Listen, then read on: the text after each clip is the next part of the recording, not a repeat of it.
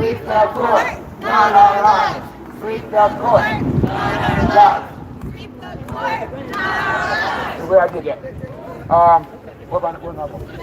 Everyone get up for the rent. Shouldn't take our fucking tent. Everyone get up for the rent. Shouldn't take our fucking tent. Everyone get up for the rent. Shouldn't take our fucking tent. If everyone can afford the rent, it shouldn't take our fucking tent. All right. They shouldn't fucking take our tent. They shouldn't fucking take our tent. Homelessness is not a crime. Homelessness is not a crime. Homelessness is not a crime. Homelessness is not a crime. Homeless people is not a crime. Homeless people are not a crime. Yeah, we have rights just like y'all. We have rights just like y'all. All right. Ooh, I got your phone that list. All right. Stand up, fight back. Stand up, fight back. Stand up and fight. Stand up, fight back. Stand up, fight back.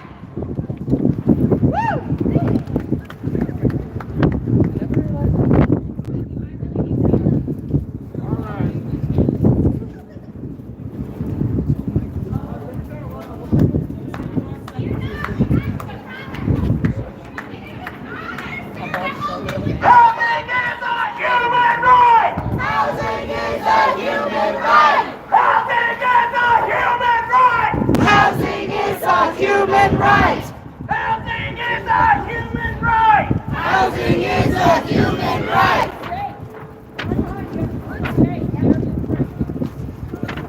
Housing is a human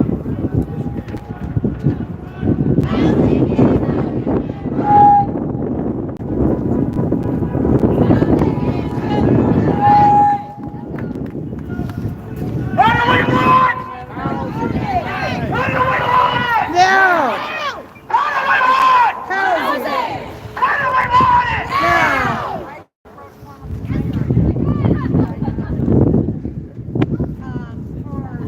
What do we want? What do we want? What do we want? Housing. What do we want? Now. Houselessness is not a crime. Houselessness is not a crime. Houselessness is not a crime. Houselessness is not a crime. Houselessness is not a crime. Houselessness is not a crime. Houselessness is not a crime. Houselessness is not a crime. If everyone can afford the rent, they should take our fucking tent. If everyone can afford the rent, house keys, not sweeps, house keys, not sweeps, house keys, not sweeps. What do we want? When do we want it? What do we want? When do we want it? Houselessness is not a crime. Houselessness is not a crime. Houselessness is not a crime. Houselessness is not a crime. Mayor Johnston, we see through your lies. Mayor Johnston, we see through your lies. Mayor Johnston, we see through your lies. Mayor Johnston, we see through your lies. Sweep the court and not our lives. Sweep the court and not our lives. Houselessness is not a crime. Houselessness is not a crime.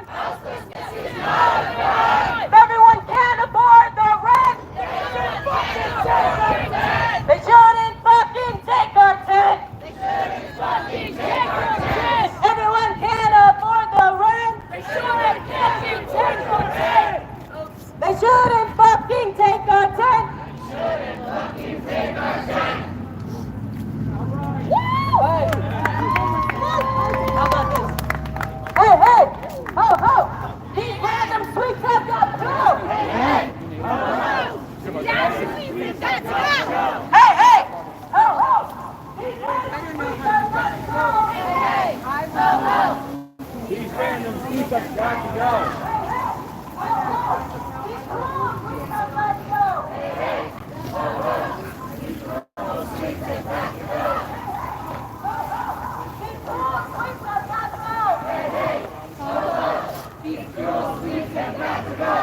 Houselessness is not a crime. Houselessness is not a crime. Houselessness is not a crime. Houselessness is not a crime.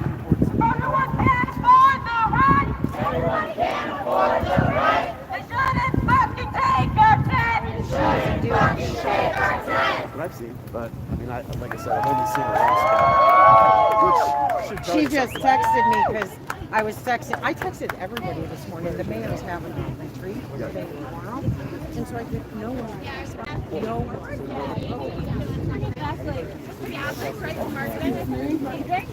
All right. Yeah, if you bring the corner over here, and I feel like how it's good.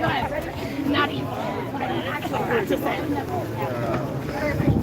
Oh, and a bag. There's a bag in there, yeah. Yeah, my voice is dry. Yeah, we can travel. It's in a bag the whole time.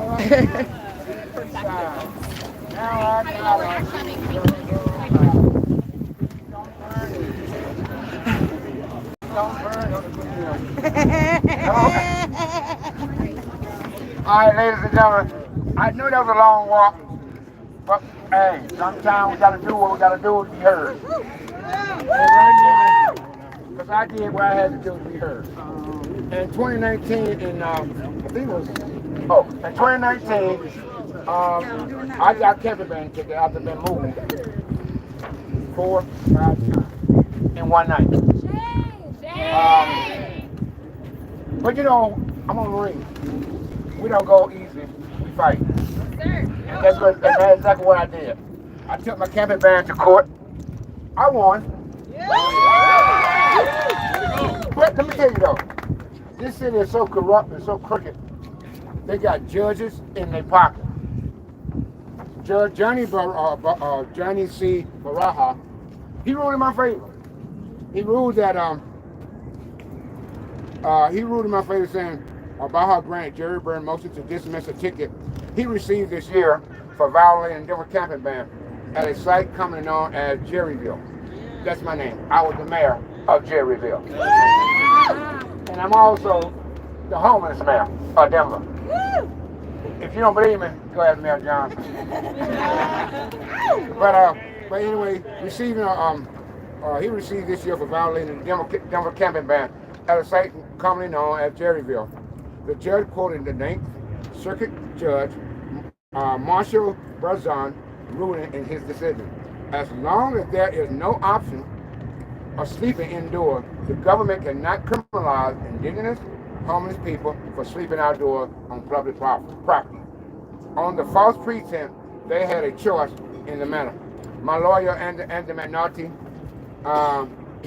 which is my attorney, said he hoped the ruling will prompt the Denver Police Department to stop wasting resources on laws that are clearly unconstitutional and instead divert those resources to evidence-based solutions to homelessness.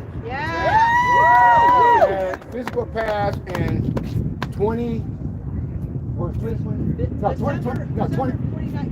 December 27th. You talk about Christmas present after Christmas? That was a Christmas present, you know.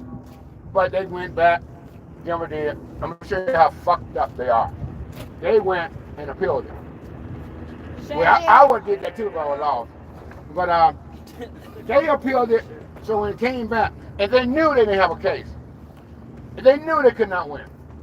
And they gave me something for a black man. It's almost like there's a freedom paper. I mean, they gave me no jail time. They gave me no community service and no fines. I didn't have to do nothing. The only thing I had to do was admit one time. One thing. Which I did. I was camping, but I also was surviving. That's all I had to do. Right. I just had to admit to them for their ears that I was camping. Now, I don't know about y'all. When you're out here surviving in a tent, you are surviving. That's not camping. Camping is fun. Yep. Camping is fun as hell. sit around a fireplace, a fire brick, and you tell lies, because we all do that. You know, you joke, you tell ghost stories, try to see who's gonna get up and not sleep that night in the tent, see who gets scared. But no, when I was a boy, I was a Boy Scout. We went camping. You know, when in the Marine Corps, we call that bivouac. That is how they train us to sleep. And that's what I was doing. I was bivouacking, surviving. Because in wartime, you survive that way. What's wrong with surviving that way today when the rent is so fucking high that you got to rob Peter to pay Paul and Mary ain't putting down them drawers? I'm just telling like it is.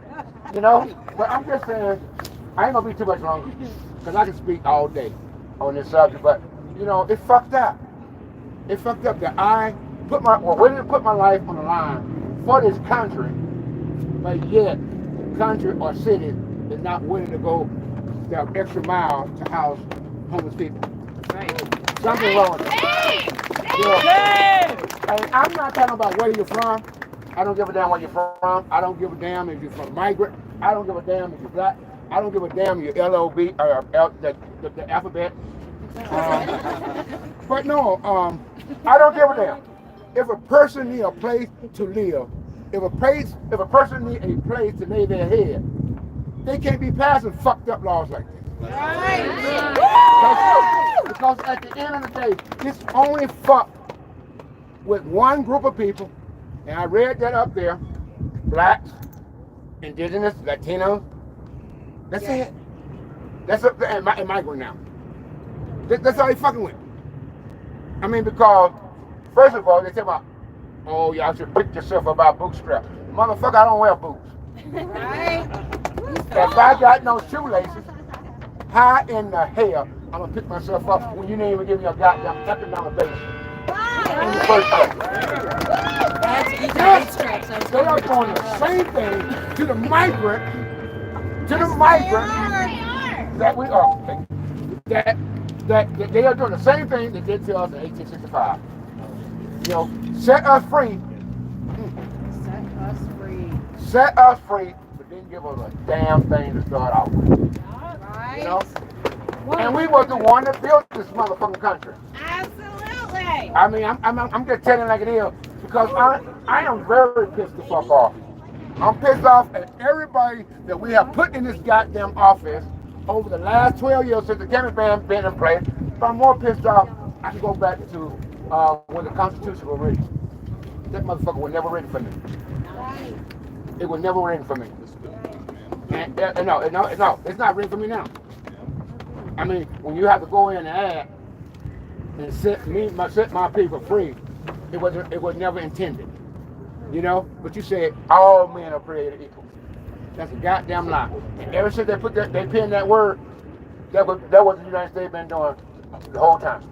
The whole 253 years, might be out one or two years, but in existence. They've been lying to their own fucking people, killing their own damn people. But that's all I got to say on that, because I'm thirsty.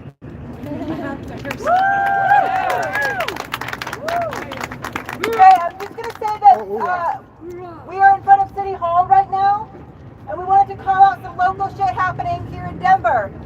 Which we named over there, this is nationwide and this is statewide, it's also local. And here in Denver, there's a lot of shit going on, and a lot of shit that is going on under the disguise of compassion, under the disguise of a new mayor that's doing things different.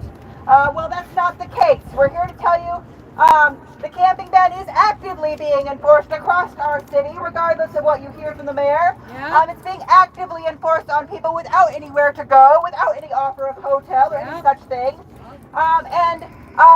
We could go on and on for hours with story after story, but I want to just list out a few really quickly, and then I want to call out for any houseless folks who are here that have stories that they want to share directly, and then other advocates who have witnessed things firsthand to represent those stories of things that have happened under the Johnston administration. This is not about Johnston, this is not about any particular mayor, but we need to realize that lies are lies, and Johnston has been lying to us. Okay? Yes. So don't think that now that we have a new mayor that says that he sweeps people to house that that's the case, because that's not. All right? So, you know, a quick layout of some things that have happened in the past few months under Johnson.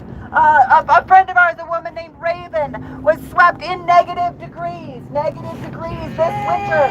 Swept two times in 2 days, from one place to another, under the camping ban. Told, you're violating the camping ban, you need to move. No offer of housing, no hotel, no nothing. Another incident, there's a couple that I think someone else will speak more to, but a couple named Trina and Ray that were swept 9 times in a few months from CDOT property. 9 times, just again and again and again, swept. No warning, no 7-day notice, none of that. Just swept, property taken, told to move on to nowhere. There was a man named Gary, who we met recently, who was in an alleyway, was swept, no notice, camping ban, violation, no notice, in an alley, told he had to leave right away with other folks. This man is elderly, very sick. He was having a bunch of medical problems. He was puking at the time and could not carry his property, and so he said, just trash it, and that's what they did. They trashed all of it and left him to go scramble to find somewhere to go while he was extremely sick and elderly. He has a catheter. He has all sorts of health problems. He ended up going to the hospital after waking up in a puddle of water. He woke up in that puddle in the freezing cold, went to the hospital, was there for a while. They did some treatments, had a catheter, all this stuff, was let back out onto the streets with nothing. These are things happening right now. There's another sweep that happened just last week. It's important to note, just last week, 150 people were swept from a camp here in Denver. And that camp was scattered with nowhere. No, this promise of housing, hotel, whatnot, whatever you call it. No, none of that came through. 150 people scattered to nowhere. And then post that, all of these people, constant police harassment, constant movement afterwards. Everywhere they go. Please show up, please show up, please show up. Again, folks, can speak way more to all of this and all of the stories that are going on around this and the ways in which they've come in afterwards with camping ban enforcement and so on. One woman in that was had all of her property taken in that sweep and was with serious health problems, left with nothing. These are the types of things that are going on right now. This is not okay. This is not okay, whether the court rules in our favor, whether the court rules doesn't, either not in our favor, but it's happening. And we need the court to stand with us to at least protect the minimal rights that we can and should have. I want to call for any houseless folks here in Denver that wanted to share a story, and or any advocates who want to share a story on behalf of a houseless friend who has suffered from these laws. Where they come close to the job spot.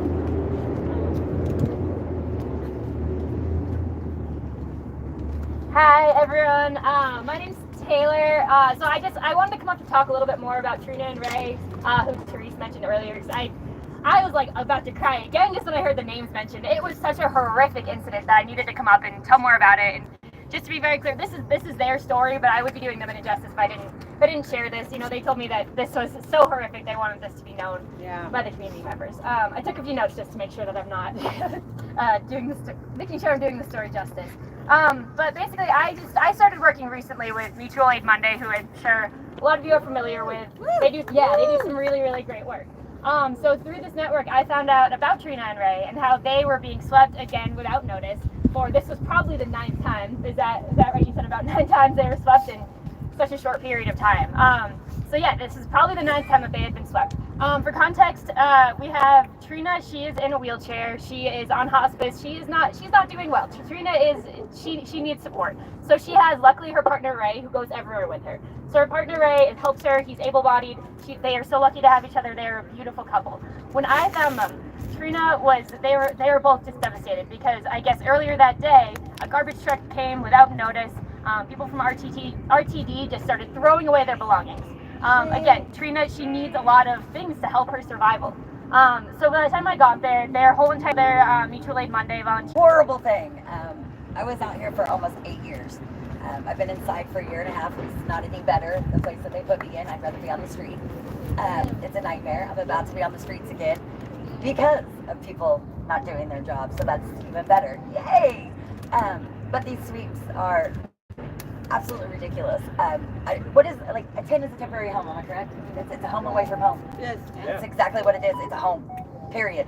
And for them to tell anybody that they can or can't do it because they don't want to see anybody do pretty much everything that they're doing, just it's behind closed doors.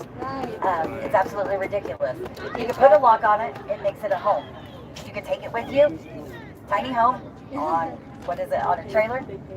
That's a temporary home. Well, no, that's a stable home. Take it anywhere with you, but that's okay. That's okay. It's no sense either. Sweeps. I do have endless stories. Moving your stuff in negative 32 degrees, more times than I could count. It is the worst experience in the world. Try already being colder than you've ever been in your entire existence, running out of all of your warming supplies, and you've got snow up to God knows where, and you have to move because these people are here and they're harassing you and they're throwing away your stuff and you only have this amount of time. Well, you knew you had 7 days, but okay, did you know you were going to wake up this morning and be the most horrible person on the face of the earth? Because at the end of the day, we're all human, period. Woo! And that's all there is. All of us matter.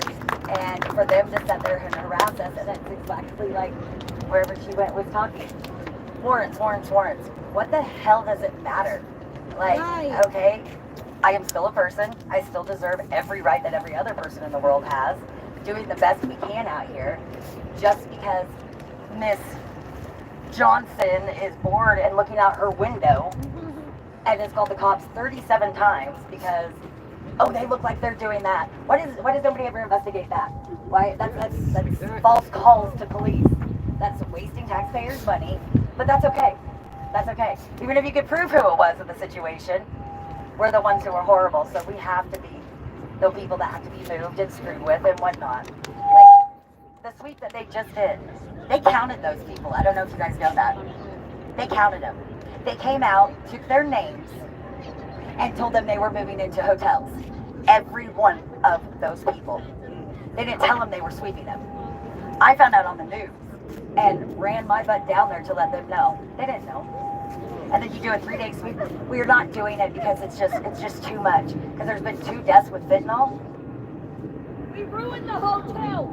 I live in one. We have destroyed the hotels. No, honey, the hotels they put us in. Both sides of the issue. Honey, the hotels that they put us in, being someone who knows it as well, they are to be condemned. They are the nasty. I live at Fusion. I have a rat infestation. That one that came out of my air conditioner. Okay? I am also in a place where, let's see, is covered with sex offenders. Okay? And I have 100% disability because of childhood trauma. And they put me there and they know this. Okay? I would rather be on the streets for the rest of my life than to keep going through what all these hoops that they have you jump through. And yet, we're still in the wrong. In housing, out of housing. It is all, he hasn't housed 1,000 people. I'm sorry, I hate to say that. There's not been 1,000 people housed. There hasn't even been 1,000 people talked to. Period. Out of all these people that are waiting, the very first people that they put in the Best Western, okay, the very first group, 3 people have apartments. 3. Hey, are you who? Okay, honey, I need you to stop. Because that's not, we're talking about us. I'm talking for us. Okay? Thank you.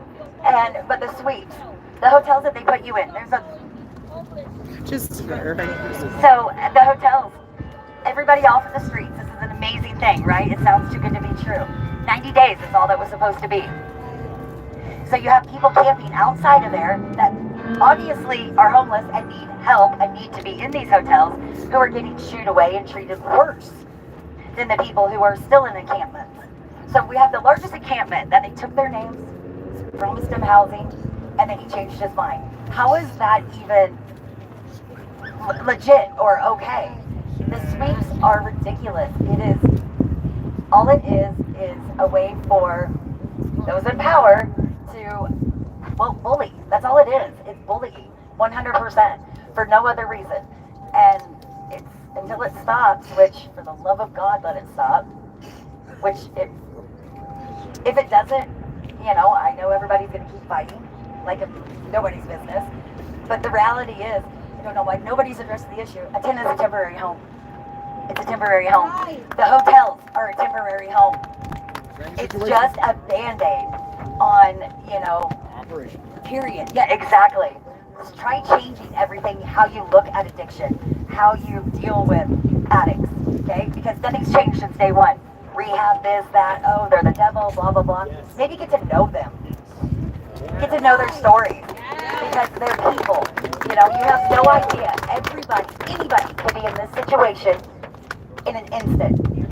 But nobody wants to actually address the issue. And until that happens, we're still here. So keep fighting, right? Woo! Woo! That's what I have. Endless rambling. Okay, I'm gonna call Amy Beck. Amy Beck of Together Denver / a on-ground fighter, non-stop fighter. Shout out to Amy Beck. Our hero, Amy. You gotta hold it down like you shoot a gun in Mary. All right. Hello, everybody. Yes, these sweeps are so inhumane, and they are picking up in Denver. They have started getting way more aggressive towards people. And I want to share a little story. I made a referral to the city 3 weeks ago for a couple that really needed some assistance. So they agreed to let them into one of the House 1000 sites. And the next morning, when this couple started to leave their campsite to go to the Radisson, DPD showed up. They arrested them for trespass. They threw them in jail. And they trashed their entire camp. This has got to stop. We have got to stop treating people so inhumanely. So, the sweep last week at 8th and Navajo, the mayor has promised that everyone goes indoors. That was a camp of 150 people that got chased all around South Denver. I drove around for 2 hours with a cop on my tail, wanting to see everywhere I went, where I helped people move to. That is so inhumane. Can we take these resources and put them towards housing? Yes! There must have been 30 city workers at minimum at that sweep for hours. How much money gets wasted on these sweeps? Too much. Anywhere between 250,000 Life-saving to amount. $1 million more. Right. Then the city decides to show up the next day and sweep them at another camp. Shame. So at 4th and Calumet, DPD shows up with a paddy wagon. Shame! Shame! They made everyone get out of their tents and sit in the dirt, in the sun, while they did warrant checks on everyone. They took 11 people to jail that day. Shame! Officer O'Neill, Brian O'Neill from District 3, then lied to everyone, told them that they were trespassing, and if they were not gone the next morning, he would arrest them under the camping ban enforcement. So, you know what people did? They left because they don't want to be arrested. Well, then the outreach workers show up the next morning and offer housing to the few people that remained. I called the mayor's office. I said most of the camp left under the threat of arrest. So you got your teams working against each other here. You've got your enforcers working against your outreach workers that are trying to help people. This city is out of control. Shame! So although I have to give Mayor Johnston some credit for coming up with a House 1000 and then the all-in, where he is putting people inside. There are 1,500 people that have gone inside that otherwise would not have at the exact same time. He is ramping up enforcement, and for those people that aren't some of the lucky chosen that get left on the streets, desperate, begging for housing, they get arrested. Shame. We have got to expect something different. We have got to get some change somehow from this city. So hopefully with the Supreme Court decision, it'll work in the favor of people that are living unhoused and outdoors. We need to get everybody inside.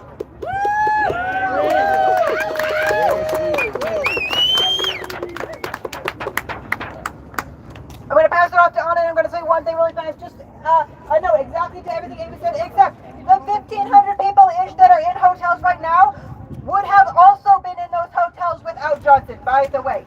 Those hotels were purchased and in the process of being acquired prior to Johnson. He had nothing to do with acquiring those. Houseless people were still intended to go into those hotels. There would have been a different process for getting into those, but houseless people would have still been in those hotels, regardless of Johnson. Just wanted to name that, and then to call out for Anna to speak one more time, and then we'll hear from any last houseless folks, and we'll hear from a closing statement, and then we'll be out of here. All right, y'all know my name's Anna. I was houseless for 12 years, on and off. I'm a recovering addict. I'm a recovering alcoholic. I won't lie, I was in the closet up until I finally got taken off the streets. But I want to say something. People always ask, well, why don't you go to a shelter? And I'm not talking to hotels. I'm talking to non-congregate shelters. You ask, why? Why not? Why not? It's freezing out here. Let me explain some things about these non-congregate shelters to you. They are disgusting. I have woken up to roaches and bugs. I have had bed bugs in every bit of my stuff. I've thrown away things. I've had body lice. I was in a shower and watched a man get stabbed on the other side of the shower from me. I was ATL, which means do not return, basically, for leaving too early and going to a friend's house to stay on the couch, then denied the next morning fucking food. These places are not safe if you are queer. I can tell you now, if I ever end up on the streets, I'll sleep out here. I'll fucking do anything I can. I will never step foot in any of the places again. They're disgusting. I tell you now, they should burn every one of them down after they're able to house everyone. Because those places do not ever need to be left there. They're worthless and wretched. And all of these providers, they need to be held accountable for everything that's going on in these shelters. Everything. I've never stayed in the women's shelters, but the stories I've heard could turn your fucking stomachs.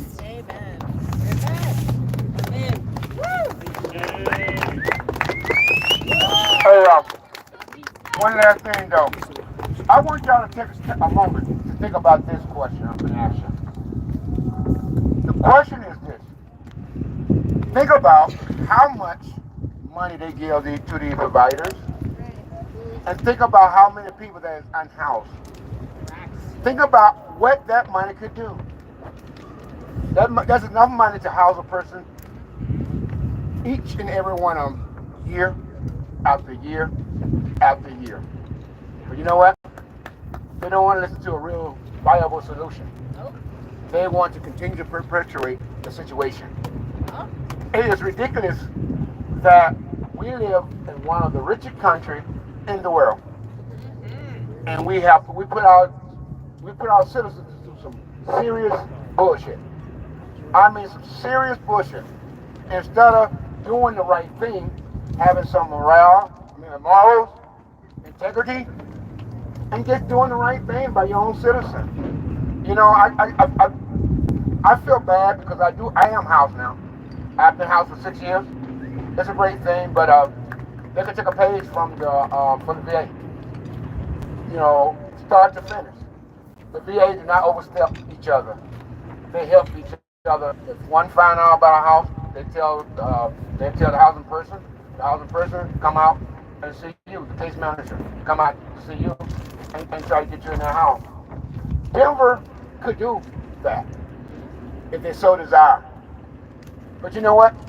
A friend of mine once said, if you're not sitting at the table, you're on the fucking menu. And that's exactly what's going on. We never sit at the table. We don't get invited to the table. Why? Because most of the time, if we leave our stuff out on the street, we come back, it either stolen, destroyed by the police, or you've been swept. Being swept is no fun. It is not fun. And to be swept in a blizzard, and we have been, I have been, Teresa have too. Cold as shit, 4 feet of snow. I'm gonna tell you how cold. If I would have stayed my ass in my one-man tent, I would still be up there sleeping right to this day, due to the fact that it was that much snow. It's covered my one-man tent. I was warm as hell because I'm a Marine. But I just want to let y'all know that. But just think about that. Talk to your council person. Talk to some of these damn senators that is Colorado State, and tell them what they should be doing with that money, because it is not a crime to survive. No. That's how we started out in the first place. All right, thank you, Jerry. One last caller. Any houseless folks that want to speak, or anyone who has been houseless and wants to speak about camping van shit and all that such things? I will. All right.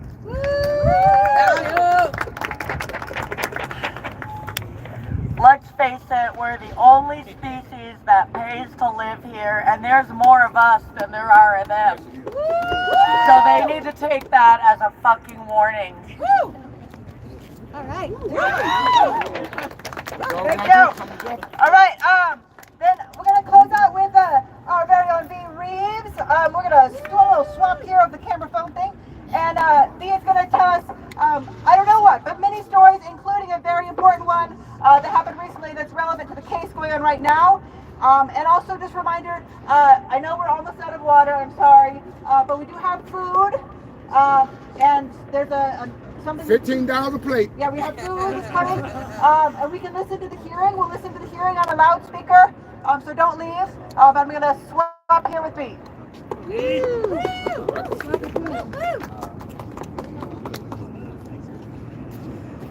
Hello.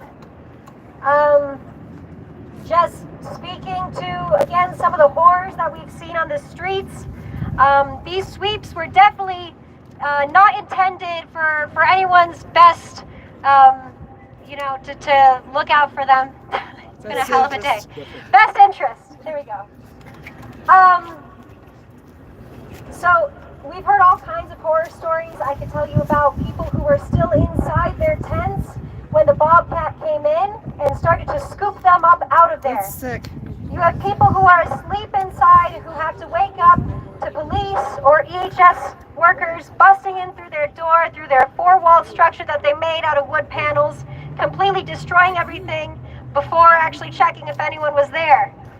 This kind of trauma is stuff that people have to carry for the rest of their lives. We have also people on the streets who have had to suffer multiple miscarriages because they were swept multiple times in one season, trying to have a child, trying to bring new life into this world, and having to be faced with the violence of our state of institutionalized, murder and action against them through that form. So those souls never got to see this world because of state-sanctioned violence. And absolutely what Jerry was saying about black and brown folks and migrants feeling the brunt of that is something we are absolutely experiencing. These are the folks who are most oppressed, most marginalized, as well as those with disabilities, as well as those queer, LGBTQIA. And as for migrants, there was an incident that happened when, by the way, they don't have to follow any of their own fucking rules for these sweeps. For example, this encampment of migrants was given 48 hours notice and was swept with less than 48 hours the very next day.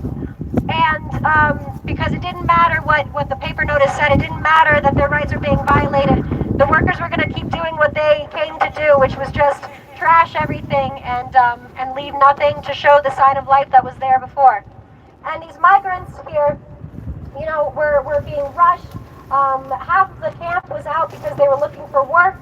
The other half was still there and had to try to rush to pack everyone's belongings up before the allotted time.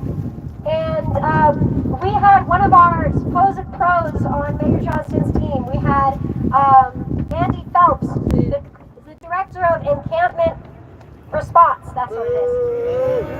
Andy Phelps. Yeah, we had Andy Phelps up there who was making sure to let all the advocates and all the folks know that they weren't doing their jobs because there were over 80 shelter beds available. The camp had started because the very people at that camp were migrants who were turned away from a promise that they were told that they were going to be able to go to a migrant shelter the next day and be able to get sheltering there. The very existence of the camp came from the fact that there was no capacity for them.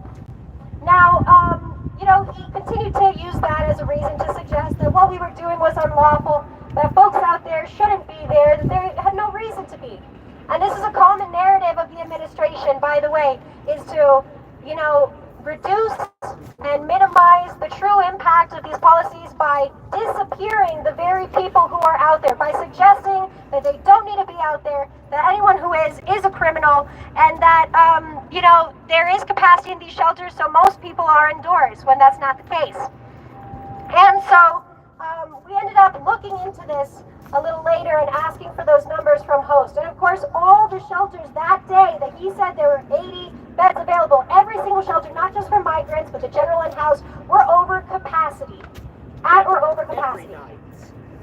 And that was for almost every night that week and many weeks throughout the year. 80% of the nights from October until the end of January. 80% of the nights from October till the end of January, y'all. Shame! And, you know, despite all of this happening, despite the fact that we will have, you know, authorities of power lying to our faces about what they can or can't do, lying to our faces about what's available, suggesting that we're in the wrong for the decisions we make based on the knowledge we have of our experience and of the truth of our, you know, lived experience. Despite that, I just want to ring true, you know, the kind of attitude that was there that morning, even though these folks had no idea where they were going to go, even though they were not just facing arrest, but they were facing potential deportation back to a country where they were fleeing for political violence. Some of them had torture marks on their bodies. From our government. Despite all this, from our government, the role our government plays in that, absolutely, and continues to play. Despite that, the spirit of the people was strong. You had people there biking circles around the EHS workers. You had folks there throwing, you know, kicking a football back and forth. You had Juan Carlos on the ukulele, you know, singing his lungs out in their faces. And it enraged them. The collective just resistance and the supposed joy, you know, obviously there was so much that they were going to have to deal with the moment this was over, but they chose to, you know, be unified and to have faith that things were going to turn out okay, and that absolutely enraged all the police and all the HS workers there. Because they don't want to see us happy, because they don't want to see us surviving. They don't want to see us through this, and that's why there's a threat for our very lives by people suggesting that this could be illegal, that the very existence of people doing what they need to do to make it another day could be illegal. Another thing that's so important about this incident is that, you know, by having city officials lie to us and say there's 80 plus available shelter beds when they don't know shit, the effect of that is one that should impact the Supreme Court ruling. Because again, they have this clause that says, as long as there are available and accessible shelter beds. So we need to think not only about, you know, the nights, those 20% of the nights that maybe there are a few spare beds available, but we need to think about the folks who did get ATL'd, asked to leave, DNR, folks who basically were kicked out for reasons outside of their control, and who have no appeals process and no way to fight back. No way to, you know, it's their word over my word, and they happen to have all the power. And so many times those are not available, not accessible beds for those reasons. We need to think about the locations of these centers. Not everyone can get there. Imagine when it's, below freezing weather and you're trying to travel in the snow with all your gear. You think you're going to make it to some of these shelters? They don't exist as an option for you. The safest thing for you to do is buckle down where you are and make yourself safe through the night. And they don't let you take most of your gear in with you. And they don't let you take most of your gear with you, so you end up having to start all over. And this is something that, weighs down on all of us. It weighs down on, obviously, the most on the people who have to carry that weight day in and day out. The community that supports them, that has to, witness and see the fact that all of these resources and support and the community coming together has to end in trash and has to end in disarray and has to end in people starting over. But that doesn't mean we're going to stop. That means that we're just going to push back harder. So every day, as we're here thinking about this hearing, as we think about the impacts, we have to continue. Oh yes, and it's Earth Day. And as it's Earth Day, and we think about all the waste that's compiled thanks to the violence of the state, we need to think about what can we do here and now to continue to support our friends here on the streets. How can we continue to spread that message and understanding? How can we fight back? Yes, you can call and write your reps. That's absolutely something we need to do, especially as this takes over the national stage. But we also need to think just person to person. Go out and make that connection. Figure out what you can do, what you could offer. There are so many ways, human to human, that we can show up for each other. And we just need to actively be doing that, because at the end of the day, we're the ones who have the power. We're the ones who know the truth and who know what needs to be done. So let's be sure to get together and do it, despite, the obstacles that we face.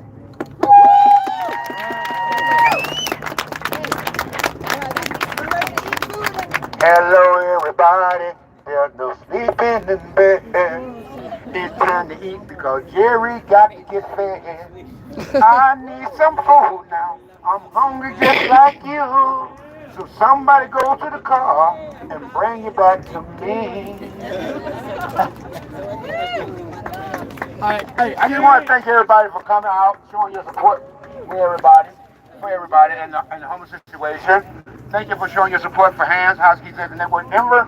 But not only Hands, you were showing support for our unhoused neighbors who are being swept, for our unhoused neighbors who are not being kept.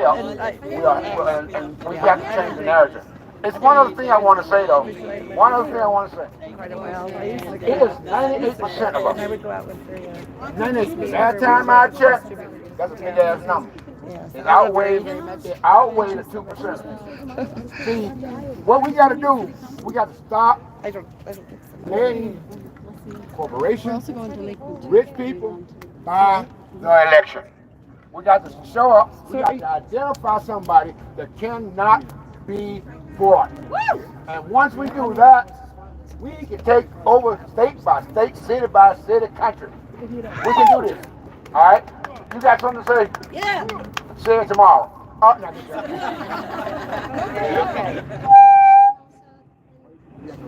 All I was going to say was this is what criminalization... Well, I advocate for a lot of people, and I was supposed to go. Yeah, there are no stories that are more important than anyone else's. We don't like it in any of it, right? Okay. So, remember when 16th and Marion got swept?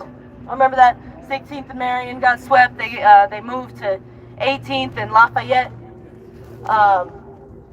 I was contacted by one of my comrades who was living over there at the time, that the police had told them that the doctors at the hospital over there were complaining about their presence, and that they would need to move, and they kept shuffling them around the block, around that entire block, for days on end. And I got a call from her about it one time, but during that time I learned that this had just been going on and no one knew about it. There's a lot of stuff that gets swept under the rug, stuff that we don't see when we're not out there with them, not when we're out on the streets. I was told that I was doing a disservice by the same officer that told the people at 4th and Calumet that they couldn't be there. Following us around. They got behind my car. They were following the U-Haul truck Amy Beck had got. And I was told that I was doing the disservice when the agency that they work for was the one who made them move when in the first place the camp was made because they were not offered to go inside. Make it make sense. It don't. I also helped someone who had no longer had a safety net on the street and did not have a tent. Didn't want to go to a shelter, rightfully so, and was just not safe. And was forced to self-medicate to stay awake so that they did not go to sleep because they didn't want to get swept or messed with by other people. Everyone deserves a safe place to go at night. Right. And then we went to St. Francis because we were trying to get this person to California. And they told us they did not have any funding for it. And they'll have some more. It was a Friday. We'll have some more Monday. Come back Monday. Okay. We were not given instructions. Now how that works, that service is, you have to show up and have a way to confirm that there will be someone receiving you on the other side, and then they will buy you the ticket. Now, it was other unhoused people out there who would be receiving this person and did not have Wi-Fi as they are an hour earlier in their time zone. And we weren't able to contact them. And so we drove to a nearby park, and they finally came online. And so we use that as, okay, now we have messages to show them. Tell me why in 45 minutes they ran out of that alleged funding that they got. 45 minutes? They have no more funding? Shame. They ate that. But let's keep calling them out. Let's keep protesting. Let's keep showing up. House Keys Action Net with Denver. Let's go.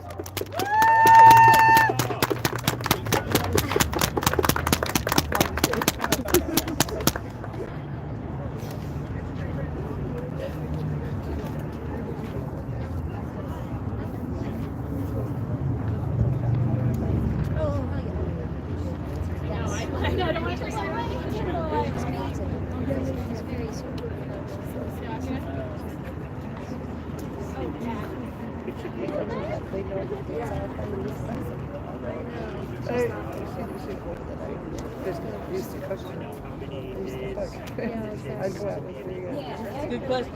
And we glad ended. Therese.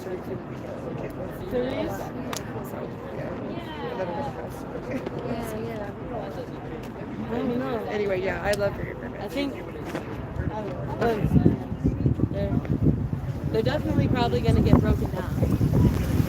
You think that's a good idea?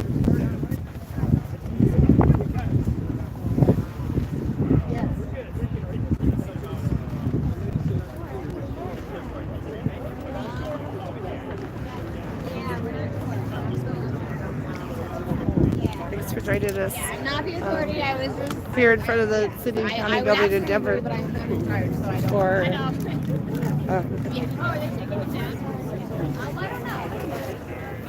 stop. Hi. So, hi. I'm good to see you too. How are you doing? Doing all right. Yeah. So, it is good that they're out here. I might try to mention it in my talk at the city council. Oh, good. Because 3 minutes, usually I can do like 1 minute talk about the migrant homeless problem, Right. and 2 minutes for Gaza as like what I do sometimes. So. Because they're really similar, like really they're the same extension of the same policy. Oh, it is just to a So, do you know that for sure that you're going to be able to speak, or yeah, I'm do you have number to? two. Oh, good. Yeah, Good. so I Good. should be able to speak. Okay. Well, thank you so much. Yeah. Yeah, I just wanted to let them. Thank you for filming Sure. today. Yeah, sure. Yeah, definitely. I just wanted to let everybody see. fucking hate my life in the morning for all Let everybody see here. Mutual Aid Monday is here every Monday night, and it's not the only work they do, just on Mondays. It's all the time. It's very but look at all these people they're feeding here, so it's a wonderful thing. I think that my battery is putting out. I didn't bring a battery pack, so I did not bring a battery pack. So I might go to the city council meeting later. I'm not sure, but thank you for joining us today on this nationwide action. And the camping ban Supreme Court's decision. You're awesome. Thank you. By yourself. Love you, and I will see you again sooner rather than later.